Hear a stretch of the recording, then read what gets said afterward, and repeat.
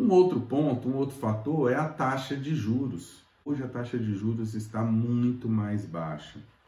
E isso influencia diretamente em um outro índice, que é a taxa cambial. Né? Por quê? Porque como a taxa de juros do país está mais baixa, menos especuladores, menos pessoas que ganham com a especulação do capital vão trazer dinheiro para o nosso país. Porque antes o que acontecia? A gente sabe que para investir num processo de produção, ou seja, para eu montar uma determinada fábrica, produzir um determinado produto e contratar pessoas, isso tem um certo risco.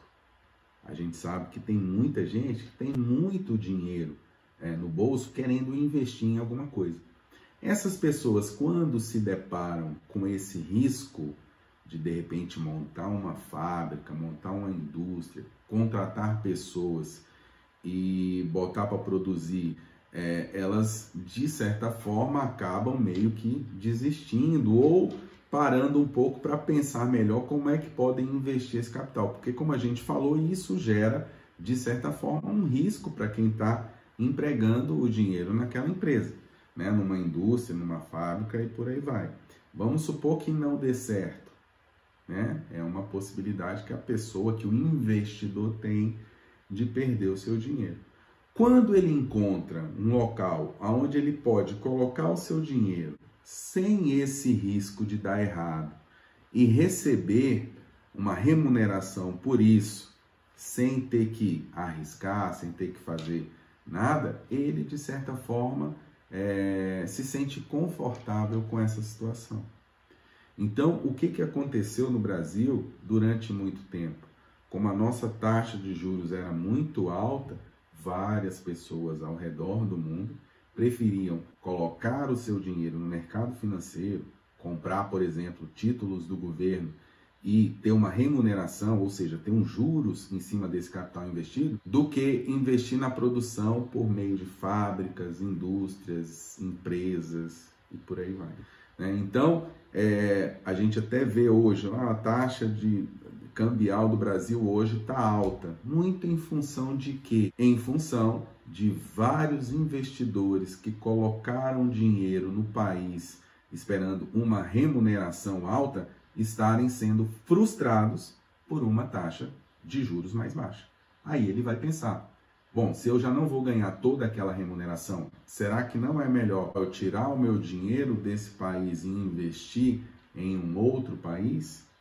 Então, mais ou menos isso que aconteceu aí no Brasil antes dessa pandemia do coronavírus. Por isso que a taxa cambial ela ficou tão alta, porque quando as pessoas tiram o dinheiro de um determinado país, e elas tiram em dólar, porque a moeda internacional é o dólar, por isso que, no caso, o preço do dólar ele fica mais alto. Aí a gente pode cair naquela questão, né? Bom, se a taxa de juros está tão baixa comparada à taxa de juros dos anos anteriores, por que os juros no banco ainda é tão alto? Aí tem um outro ponto também. O Brasil é uma grande nação, nós temos mais de 220 milhões de habitantes, mas infelizmente nós ainda temos poucas instituições que oferecem dinheiro à população.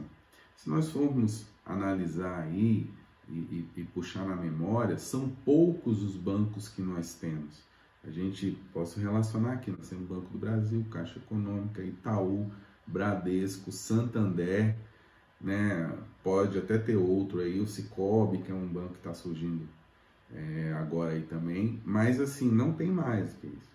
Então, fica de certa forma fácil para esses bancos montarem um grupo, né? O que a gente conhece como cartel.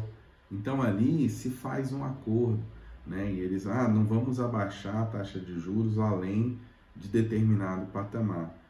E de certa forma isso acontece. É mais ou menos o que acontecia nos postos de gasolina aqui em Brasília há um tempo atrás. Há um tempo atrás a gente andava em todos os postos e todos tinham o mesmo preço. né? Hoje não, hoje a gente consegue ver que um posto A ele tem uma gasolina mais baixa do que o posto B, do que o posto C, né? E por aí vai. Por quê, gente? Justamente porque se quebrou o cartel que tinha entre, né, que existia entre os donos dos postos de combustíveis, tá? Então, acontece algo mais ou menos parecido aqui no Brasil em relação aos bancos.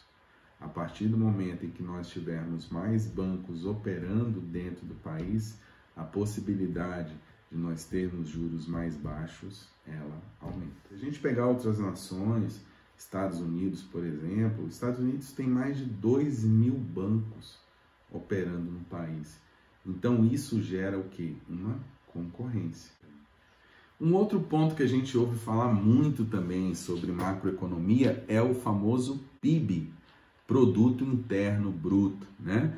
Então, PIB representa a soma em valores monetários de todos os bens e serviços finais produzidos numa determinada região durante um determinado período, né? Envolve aí 3 setores da economia: o setor agrícola, o setor das indústrias e o setor de serviços.